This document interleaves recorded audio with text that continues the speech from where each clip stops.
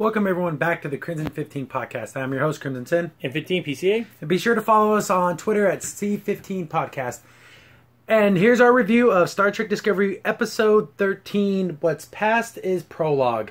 And this is kind of like, overall, the episode had some pretty cool moments. It did. It had did. some things where I was like, I felt like, yeah, this is like really awesome. Then had stupid moments. And they always do that. They always have to have incredibly dumb moments. That brings it down. That brings everything down. Yeah. So to start out, first the title confused me. I'm like, past, is it going to be a past episode? Like maybe showing how Lorca did the switch? Yeah. No, like the title doesn't make any damn sense. So it opens up with Lorca freeing all of the people that were on his side that were on the ship. Yeah. The palace ship. So we get to see his old security officer. Remember the idiot who basically killed herself when she was trying to like fight that monster? I was thinking maybe she got on the ship with him in Discovery. That's what I thought, but no, it didn't happen that way. No, it didn't happen that way. So we get that, and then Lorca explains how he made the switch. I guess when the Emperor was chasing him down, he was going towards an ion storm, and then there was a transport accident. Very classic Trek. That's what happened with Kirk, too. I was a little disappointed. I thought it had been something a little bit cooler than that. A little more elaborate. Like, he realized, there was another universe. Like, he figured it out. It was one big accident. Yeah. But it doesn't explain how he got... So, where was he transport? Didn't the other Lorca have to be transporting at the same time, too? It depends what canon you go. In the original Kirk time, yes. But, like, when you go to DS9, no, you don't have to. But, see, I guarantee it was just one, because we don't even know whether the Lorca's even alive or not. So, like that was the explanation. It's okay. I'll take it. Yeah, whatever. I'll take it. Yeah. But then, he has his cronies, his groupies. They're there and they're looking for the alternate mirror universe Paul. And they go to his laboratory, his science lab. And then they're looking for him. I guess he was like hiding with some active camo. And then, of course, Lorca just grabs him. Oh, I knew you love your work way too much to abandon it or whatever. And then he's like, oh, give me that bioweapon that you were making. I'm like, oh, he's going to use this bioweapon in some, like, grand scheme. Yeah. No, he just kills everyone, like, on deck 13 or something. Yeah, just to get the Emperor. He's trying to get the Emperor's attention. Yeah, that's it. I'm like, oh, nothing else came of that. Okay, I know. I thought he was going to be so more grander, and he wasn't. It was weird. So we cut to the bridge, and, of course, the Emperor's like, they're like, oh, there's X amount of people dead on deck, whatever. And they're like, oh, that's all he could do at this time. And then Michael's like, hey, he's trying to bait you. Yeah. I know this Lorca. He's going to try to get you to go down there. And he's like, I can't trust you. I'm going to go there and get him myself. Oh, you freaking idiot. Yeah, exactly. You're such a dummy. So then she's like, oh, Michael, everyone send Michael to the brig and they're going to go arrest her or whatever. And then, of course, Michael, starts doing Born Identity, kicking everyone's butt. And there's like 9, how many guys are in that room? 8 or 9. 8 or 9 dudes. All shooting at her, they're all missing. And these are probably her best mates, guards. It's like, come on. And then she shoots a hole, like, in a grate in the wall, and she, like, slides through. I'm like, and it's just big enough for her. Oh, it's ridiculous. It's the most ridiculous thing ever. I mean, it's like, what if they Crimson even get a joke? What if there was just a nowhere, their passage nowhere? Like, just a wall. Oh, damn, I scared myself. And I'm like, okay, whatever. And, of course, Michael's kicking everyone's butt, and she sneaks away. So we get back to the Discovery, and we see that Paul's up and about, and he's perfectly fine. Like, he's not all messed up or anything. And they're saying how the spore drive is back up and running again. So I'm like, cool, now they have that ability to get back home. Oh, yeah. But their garden is dead. So all they have left is whatever's in those canisters. And that's it. So it's probably enough for maybe one jump, I'm thinking. Yeah, I'm assuming, yeah. And Paul, this is where we get some cool, again, more Trek, like, techno stuff. Yeah. And then they're talking about, like, well... It's funny that Palace ship uses the same drive we do, but instead of using the spores to travel, they're just usually drawing energy from that mycelial network, and it's killing the network. Yeah. And they're just stupid enough to keep doing it. Fossil fuels, and they kind of make that huge... Yeah, it's environmental bullcrap. It's a little heavy-handed, yeah. And this is something I thought was kind of stupid. Oh, first I thought, well, if they killed the network, then there's no way for them to get back. Yeah. It's more than that. They kill the network, it's going to kill all life across all universes everywhere.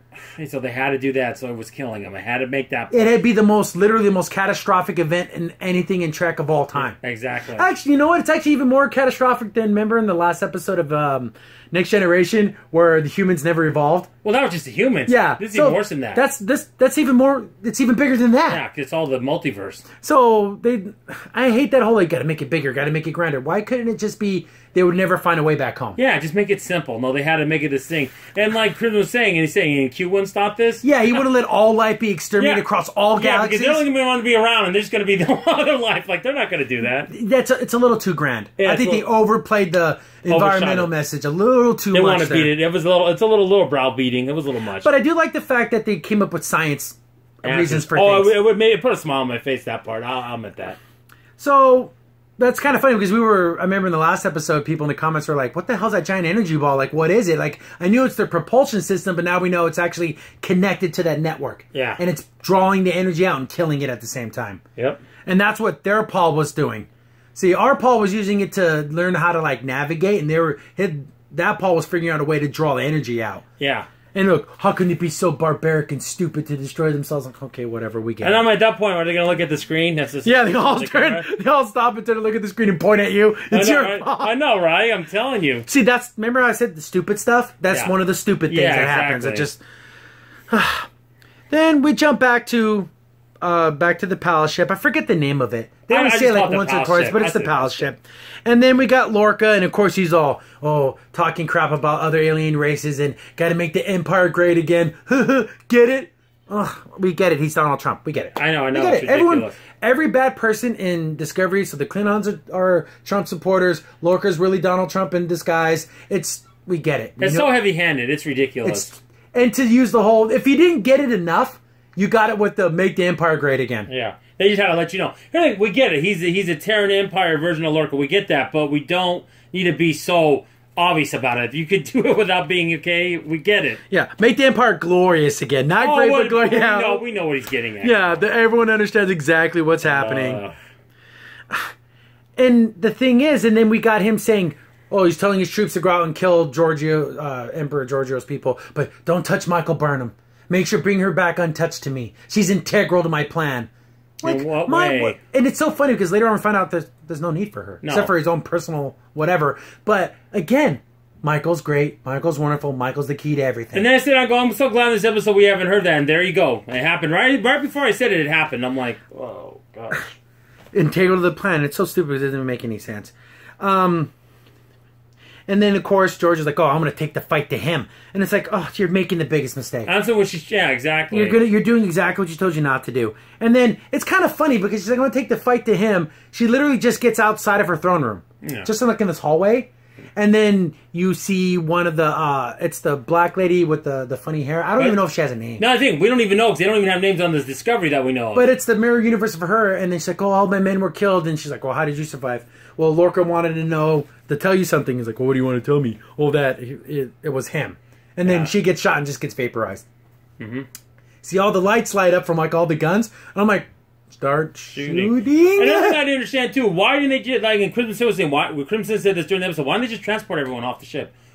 Mark and all. Or just lock them in. Yeah. Like, they're on deck 13. Put shields up on both sides of the hallway and just suck the air out. Yeah, and give us a scientific reason why you can't do that. Just don't do it. It's stupid. Yeah, have Emperor Giorgio go, shut down decks 13 and pull out the air. Sir, he's getting to the system. He's already overlocked all of our security measures. Nothing. They're gonna have a shootout to OK Corral. And there's nothing wrong with it, too. When they had this shootout, she didn't have that many men. You think a city ship with the Empress would have thousands of security guys. Yeah, and they kind of have this hallway fight, and it's kind of lame. Because they start shooting at each other and everything, and for the first wave of guys kind of get killed, and they start shooting at the Emperor, but she has like a shield up. Yeah. And of course they're bombarding it, and then she activates like these auto guns that come out of the roofs, and they look super fake. Yeah. Like the CGI looked really fake. I mean, some of the CGI in this show I've praised before in the past, but that would look pretty bad. It would look pretty lame. And then, of course, it's Lorca and then his former security officer lady, to go out and blow up the cannons, and they start shooting at her shield, and it gets the shield's going down because Mirror Universe Paul has like his iPad, and it's like it's down to 10%, 1%, and then it goes all the way down. Then the hallway fight keeps going on. They're just shooting at each other. Lorca throws out like this light grenade, whatever, like a flashbang. Yeah. And this is so stupid. I don't kind of harking on the the choreographedness of the fight or whatever, the choreography. Excuse me. It goes off. People who were in cover get out of cover. Why would you do that? Stupid. Just stay put. Yeah. And then they get killed or whatever, and then the Emperor's starting to lose because she's running out of men. She has like an emergency personal transporter. Yeah. She's out of there. Yeah.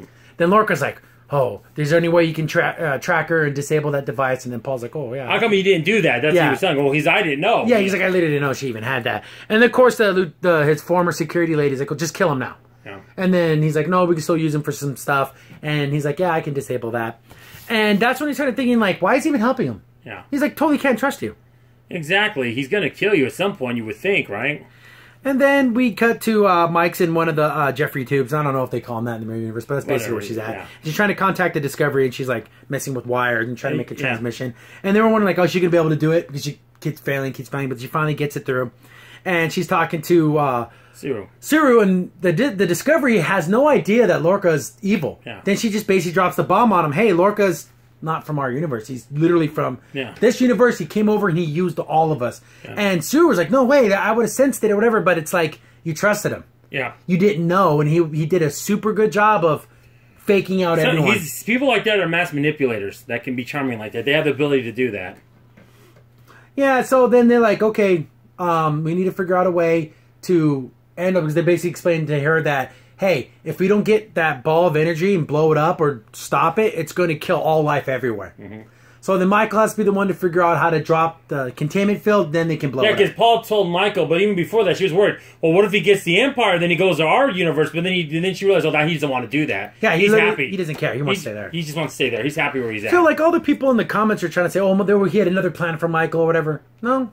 No, he didn't. I didn't think he did. I think it was all just he just wanted to be with her again. That's all it was. Yeah, and another thing too, to blow up that giant energy ball, they'd have to make spore drive torpedoes. Yeah. So they have to use all of their fuel basically to blow it up too. So not only would the network be destroyed, they would even lose all their spores to even make the jump if they could. Yep. So it's like one of those things like, well, you gotta do what you gotta do. Yep. Then she's like, okay, I'll figure out a way. I'll give you a message when it's ready, when the containment field's down, and then, start your fight. Yeah. And then I'm thinking, oh, of course. And then Michael's like, of course, she's the superhero. Yeah. So literally, Mike is coming up with the plan to save all universes across all time. She's the greatest hero of all time. I know, right? It's just how it is. It's the greatest hero in Trek history. You can't deny it. Not now, you can't. You can't. She literally saved all life across all universes. Even though you want to disavow this, it doesn't matter. It's part of canon. Yeah. Regardless of, I don't like it, but it is. And again, the hearkening on that environmental message. I know. Oh, we're using the spore drive, blah, blah, blah. So we get back to the bridge, and then Lorca's sitting there, and he has that big sword. And then he's like, you know what? He's talking, Stamets talking to Paul. And he's like, you know what? You're starting to teeter on your usefulness to me, because keeping you alive is more dangerous than killing you would be better than keeping you alive because you're dangerous alive. Yeah. So he's like, he opens up a hole in the ground, and it's like, going to drop him into the energy ball. I'm like, why would this be on the bridge? Wouldn't it be somewhere else, like as a device to kill people? It's the most ridiculous, stupid thing ever. Yeah. And then he's like, then he doesn't do it, and then he just shoots him. It's like, why did he... What was the point of showing that? It was so dumb. But again, like, Prison figured out, I guarantee it's foreshadowing. Yeah. Foreshadowing. Yeah. It should have plot point. Should just pop up on the screen, right? Then we cut back to Michael has, she got away from the chamber, and she's walking around with her after got done talking to the Discovery, and she's like, skulking around with her rifle, and then Lorca contacts her like on one of the screens. Yeah. And he's basically, come back here, come back with me, you're finally home, all that BS. Oh, the Federation from your world was a social experiment, accepting all these different races. You knew it would never survive, and okay, he's a racist, he's a speciesist, he's just awful. Xenophobe, everything. Yeah, every possible horrible thing a person could be. Yeah. He's a bigot, everything. Oh, yeah. Absolutely horrible person. And the whole time that Lieutenant Lady's like going towards her, because I guess he kind of figured out where she was at. But, of course, Michael is the smartest person on the planet, and she like rerouted the video signal to make it look like it was coming from somewhere else. Yeah. So they don't find her, but of course he's like, oh, she'll come to me. Another thing I thought was really weird, he's all trying to, I don't know, seduce her or woo her with praise. Oh, when I found you, you're even better than the Michael from my world. I could feel your power and everything. What the hell is he talking about? Yeah, I'm telling you, it's Gold Dukat. That's what it is. It's just that very seductive. He's very, you're amazing. Look at your, oh gosh, you're sicko. He's just an awful, horrible person. And then Michael finds the Emperor, the Empress, Giorgio, she's like, "Oh, how'd you find me here?" "Well, this is your place of refuge. I knew you'd be here." And it's like, of course, Michael's so smart. How the fact would she know that? Did she never been on the ship before? I know, like she, like, if this was like a version of the Discovery of their world, okay, she might know that. And here's the thing, and if that was that like her dining room? Like, remember where they ate? Was that where that was? Yeah.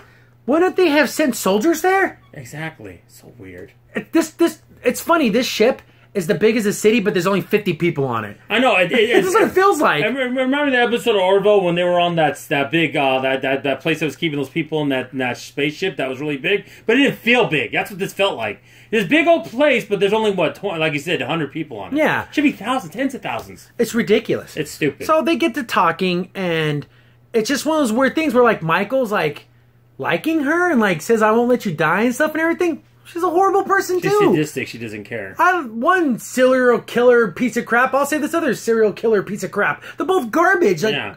The thing is about Michael, it's almost like she's almost naive in the way she thinks. I mean, yes, you're a Federation. You're supposed to have high ideals, but at some point you were like, really? Yeah, and like Giorgio has Michael Burnham's old Terran Empire badge, and then Michael has Giorgio's old Federation badge. I'm like, what are they going to trade? Like, what is I know this? how much you put the thing. Okay, I want that one. Thank you. Yeah, what is this baseball card? I got mine now. it's just so like it's supposed to be like sentimental, but it's off. It's weird. It's just more. Weird. The telescope was sentimental. This was off-putting. Yeah, and so like they agree to work together, and it's like, well, I guess the enemy of my enemy at this point. Yeah, right.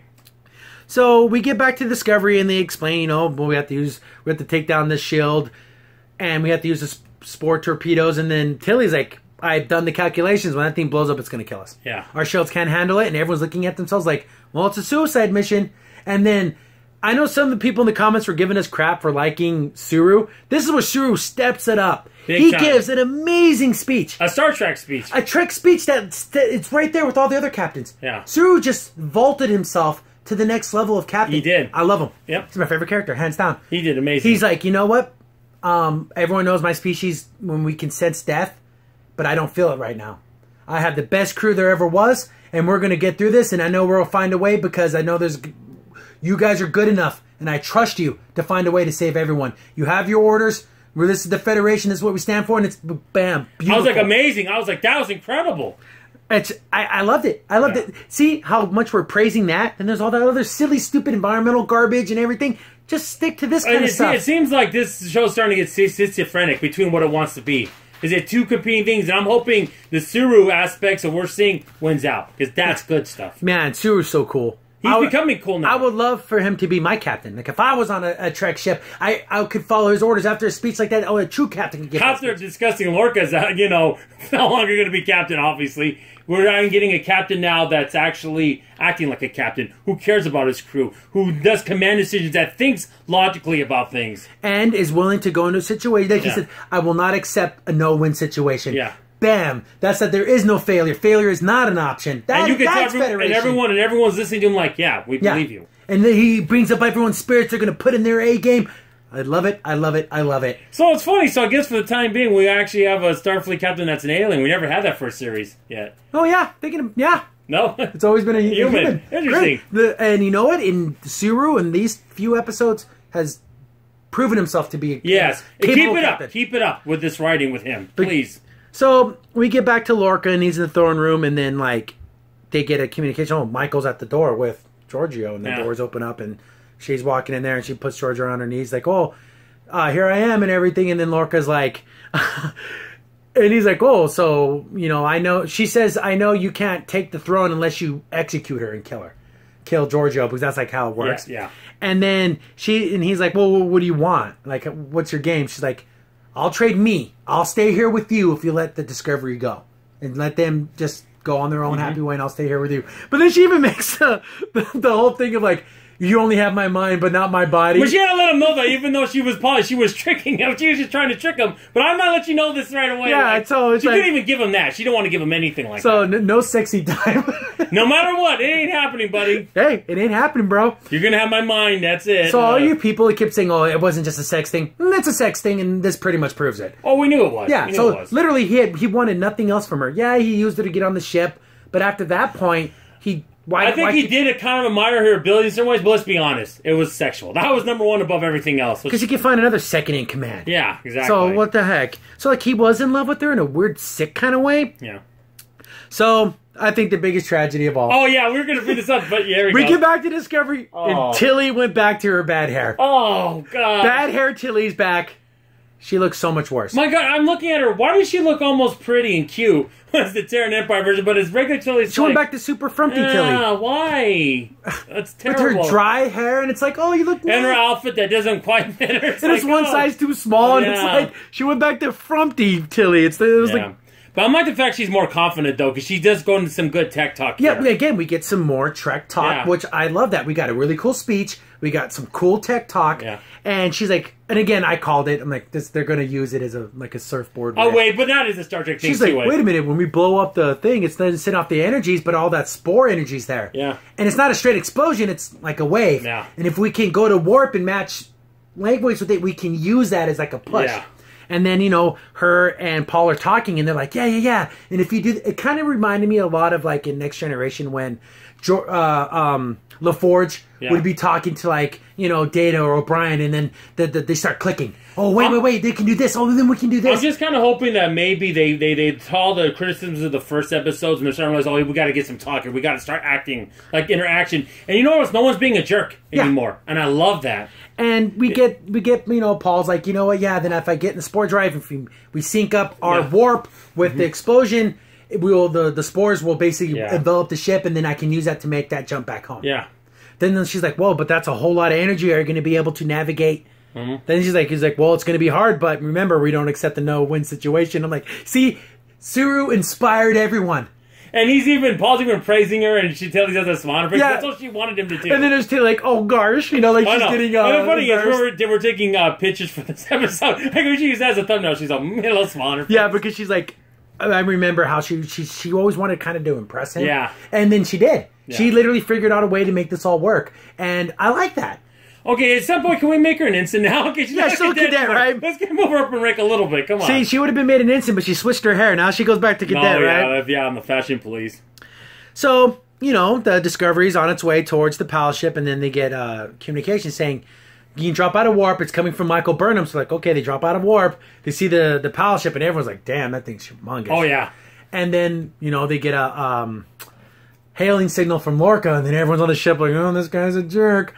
Lorca comes on screen, oh, hey, Suru, I missed you or whatever. And then Suru's like, cut the crap. Exactly what he should say. I don't buy any of your BS. This whole time, this, I see you guys, I crafted you guys into a fighting force or whatever. And it's like, don't take, I want to say credit for everything that they did. Yeah, because you were manipulating everyone to get to your selfish ends. Please. And then he's like speaking highly of Suru, but we know he's a racist. So why would he? Yeah. Unless see that's bullcrap. It's more lies. I know, and Suru didn't buy it for a minute, which I like. He's like, whatever, we don't care. I mean, you're ridiculous. And you're just a piece of garbage. Yeah. And he's like, I want to hear Michael say that she wants to stay. Yeah. He's like, oh, Michael's staying with me. You guys can go. Yeah. It's like, no, Michael Burnham needs to tell me. But see, the other thing. But even before that, when Lorca was talking, he even said, I would take some of you people onto my ship, but I know you would never fit. Oh, your cult-like devotion to the Federation. Oh yeah, sure, it's cult. Sure, yeah, you're the cult, you idiot. Yeah. We want to cooperate with everybody.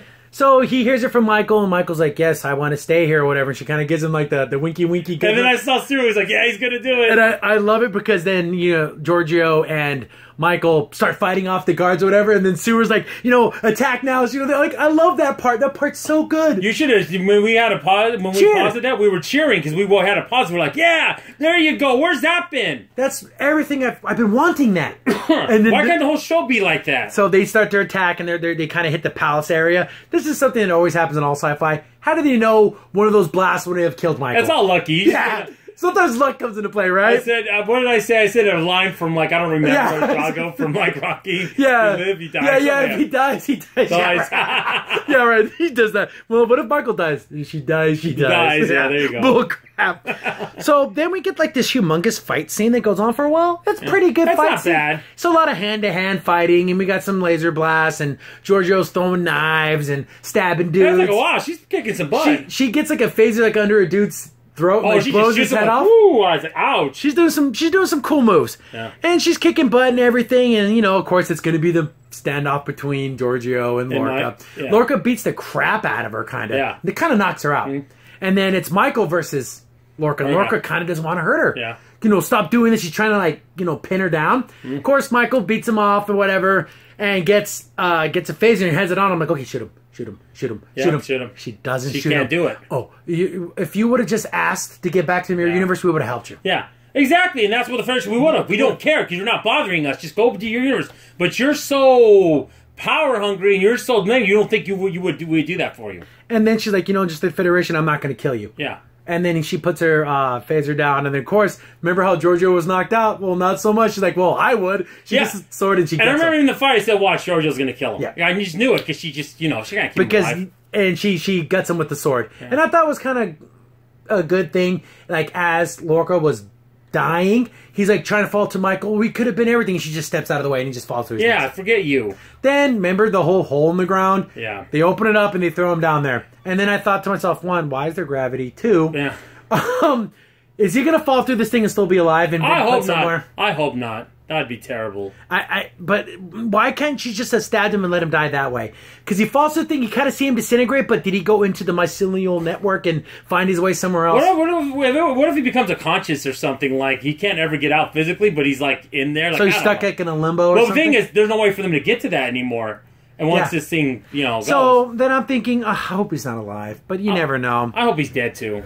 So then we have Giorgio and Michael on the bridge, and then they start hearing more troops coming, and then Giorgio's like, here, take my personal transporter, get back to your Discovery, get out of here. Yeah. There's nothing left for me. She pulls out a big gun, just like Scarface. She's like waiting at the door. I'm like, yeah, say hello to my little phaser. Boom, boom, boom. She starts shooting at all the guys. Want a piece of me? She's all... Yeah, she should have got her cocaine. And then she looks right. So she's all shooting at all the guys, and then Michael's like, okay, here, my signal to lock on to me. And you can see when Michael's looking at her like, you're doing a heroic thing here. I mean, she's thinking, oh my goodness. Yeah, she did a good thing. A good thing, yeah. She couldn't because believe she's like, we can't live together because I'm in this world. I'm a disgraced emperor. They're going to just kill me anyways. Yeah, I'm dead. Then, of course, we saw it coming. As she's being transported, she runs and dives and jumps on the Empress. And then brings her back to the Discovery. So Georgia is still alive. Oh, yeah. Then the shield goes down. They shoot their torpedoes at the orb. Yeah, and the other people on the thing, because he saw his men around, Lorca's men, like, what's going on? And they're so stupid, they didn't realize. Yeah, see, they do a whole, like, Star Wars, trench run. Yeah. So they run, first they say we have to be close. They were like, I don't know, like, what, a couple hundred miles away. Yeah, and there was a real cool shot that couldn't even mention, like, off to the side. Like, you see a side view of like the camera was, like, on the side. That was kind of cool. That stuff's cool. Yeah. So they get super close. They literally shoot the torpedoes at the Shine Orb as they're going through it. Yeah. I thought that would, like, destroy them, but I guess not. I know, right? So they blow up that thing, so as it's exploding, they're like, okay, boom, hit the warp, ride the wave. The spores start going into the ship, and they're using it to make the jump. And then it's another, like... we start seeing all the pathways. And it's a pretty cool effect. Yeah, it looks like you see the nervous system. Yeah, pretty much, yeah. Like, a nervous system, a circulatory system. The universe, yeah. Yeah, so they're making it through there, but things are starting to not work out because Stamets is not... he's starting to lose focus because there's literally every pathway to everywhere is open at once. Yeah. But then he starts remembering his dead husband, and then he's like, oh, listen to the music, find the clearing in the forest, and then he starts remembering his husband. Yeah, Vincent called it, too. Yeah, and I'm like, yeah. So... it was his husband that helped him save the universe. It's kind of like this weird thing, like... my dead husband that's not even alive anymore. Yeah, so they listen to the music, and they're trying to get their way through, and that was another big thing they brought up, was like, I can bring us back, we have to make sure to come back at the same time. I was like, oh, please be in the future. We were like, please let it be the future. Tell me how awesome would it have been if they would have ended up where they were. Then they get a hailing signal, and it's Harry Kim as a captain. Yeah. So it's like past forwards. Or even like maybe Captain Kira or something. How cool that would have been! So cool. That'd have been cool. But that's kind of like the end of the series, kind of thing. Yeah. But they get back and everything, and they're like, "Whoa, we're safe. We did it." And all the spores are gone. Then one little green spore like lands on Tilly. So maybe they'll have an ability to. And it goes into like her, like it absorbs into her. So I don't know what that's all about. Yeah. And maybe she becomes a spore thing. She gets like a worm. She says, "Get stuff growing on her." Yeah. But I thought, well, maybe Paul's gonna die. No, he doesn't die. He's fine. I'm like, oh, okay. So they're trying to figure out where they're at. They're like, we got exactly to where we were, but it's 9 months. I was like, oh, only 9 months. I was like, that sucks. So okay, send a message to Starfleet. There's no response. It's like, oh, what's going on? Then show me the battle map. and basically the Klingons had basically won the war. Yeah, they took over 30% of the Federation, and they're driving to Earth now. So that's where we're at the end of the episode. I was like, oh, you gotta be kidding me. So, we're Kirk and Spock and... Again, now you're messing with the Prime Universe again, which I don't like. Yeah, what's Pike going on? And so that's all gone now? This never happened. Yes, there was a war with the Klingons and Federation, but it was never this bad. We weren't losing this bad. Ridiculous, right? Yeah. But I guess now they have all that information about the cloaking thing and stuff, everything now. Well, maybe also they could tell the Federation that can help, but maybe it might be too late. But maybe Kelly could be the next person in the drive, and maybe she'll get him back in the past. To do a jump. To jet back so they can fix all this. You know, before the Libyans kill Doc Brown, they can go back and stop it. I know, right? That's the same thing, right? Oh, no! Bastard. So, I'm assuming that's, again, we're speculating on about how they're going to solve this problem. Yeah, I know. I shouldn't do that, but I'm just saying. See, but we're trying to just think like, But this giant wars, they have to do something to fix this because they're screwing with the Prime Universe again. Like I said before, I don't care what they do to the Mirror Universe. There's going to be a power vacuum over there. Oh, it's going to be a mess. It's going to be an absolute flipping mess over there. So at this point, why didn't see Kirk?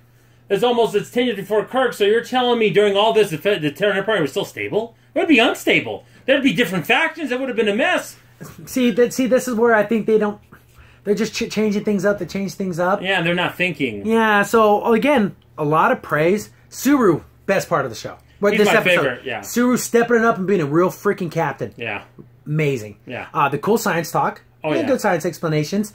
The fight scenes were all right. Yeah. But then the stupid environmental message. Dumb. Like they kept saying it. Michael is the key to all universes. He literally saved every universe there ever was. And then Lorca saying that quasi make America great again. Yeah, and then him becoming Donald Trump. Yeah. Stupid. So those stupid things bring down the good things. Yeah. The good things were so good. I mean, it was almost, dare I say, Orville. Almost some of those things. Those last 2 episodes were 7s. 7s maybe creeping up on a 7.5 and 8 out of 10. Yeah. But now they're back in the Prime Universe. Is going to drop back down to 2s and 3s again. Yeah, 4s because you're effing with my Prime Universe again. Again, I don't like it. If it had been the far future, that would have been amazing. How cool would that have been? Would have been cool if it had been Captain LaForge or something cool like that. Oh yeah, what are you doing, Discovery? You were lost hundreds of years ago. It's like, well, let's get you back to Starfleet Command. We got a lot of explaining to talk about. How That'd cool be awesome. That'd be. But no, we can't do that. That'd be cool. And it looks like the ship from the regular show. That would be so cool. That would have been the nerdgasm of every.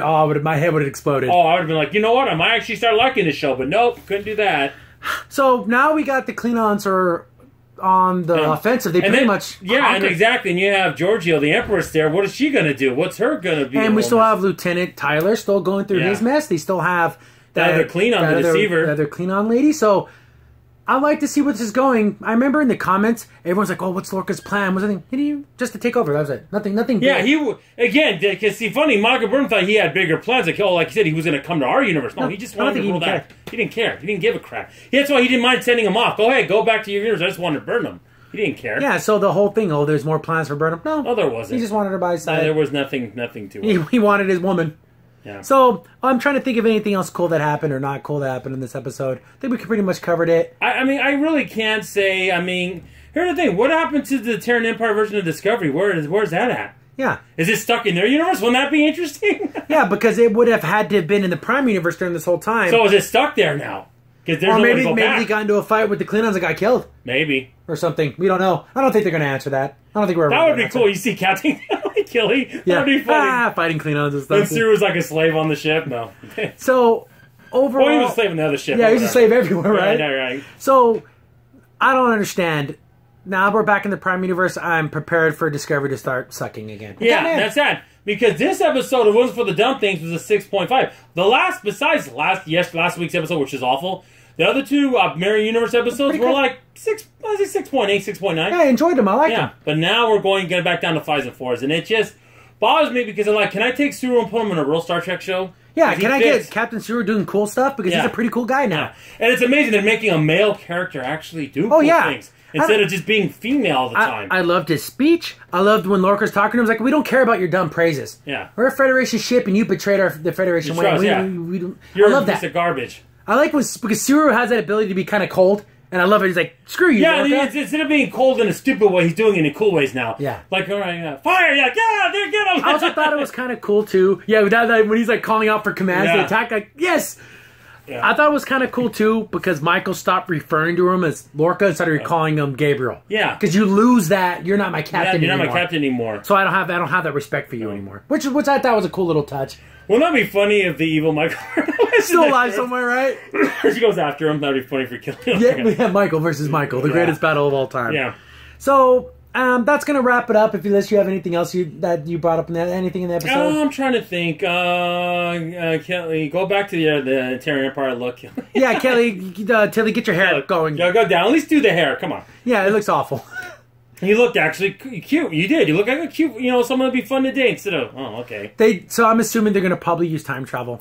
They have to because this never happened. It has to. Because what happened to Captain Pike would have been on the front lines. Yeah. Would he have not been? Yeah, of course. And then Spock and where's Spock unless he's still in the academy? But wouldn't he have graduated by now? Yeah, because it was again another 9 months and. Because remember, he became the #1 officer, science officer on the Enterprise, and he was at that point he'd at least be a cadet. An ensign, something. Yeah, and I'm pretty much during the war when it was getting bad, they probably just promoted everybody. Oh yeah, we gotta hurry up. We gotta win. We gotta get people to pilot ships. We gotta get people on crewmates. So they have to use time because again, it kind of screws everything up. But since if they go back to change it, would be fun. Wouldn't it be cool if we saw Captain Kirk or at least heard about the Enterprise? Yeah. During this, wouldn't that be cool? That would be nice. It'd be cool. It'd be pretty cool. Just a mention. Just give me a mention of it. Oh, very few ships survived. Then you see a list of ships that are still available, and the Enterprise is still on there. Just give me that. A little something, right? Well, that would be cool. That would be pretty awesome. I didn't get the option far future, but that would be cool. So you got to get those. Throw me a freaking bone. There's a bone here, man. I need something. I need a little something.